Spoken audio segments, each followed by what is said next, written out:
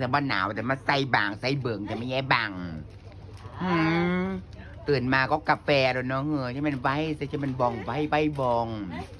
กินหอนๆอยากข้ามก็หลาบเดิมบางมังกันทอน2 ละ 4 บาทหนาวมากซักผ้าเป็นกระมังไงสั่งเจ้าของเอาไปท่านไหนมากไงดอกเขาไปหาเงินมาสั่งเที่ยไหนเจ้ายัวอีกจอดนั่นน่ะ4 5 6 12 แน่นอนวันนี้2 แน่นอนมาบินมาพร้อม2 5 แน่นอน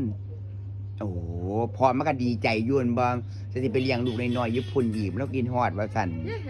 โทรมาหาเลี้ยงเร็วๆดูแลหมาด้วยทุกเกเตอร์โอเคอามิโนไปจวดกาแฟเจ้าโอเค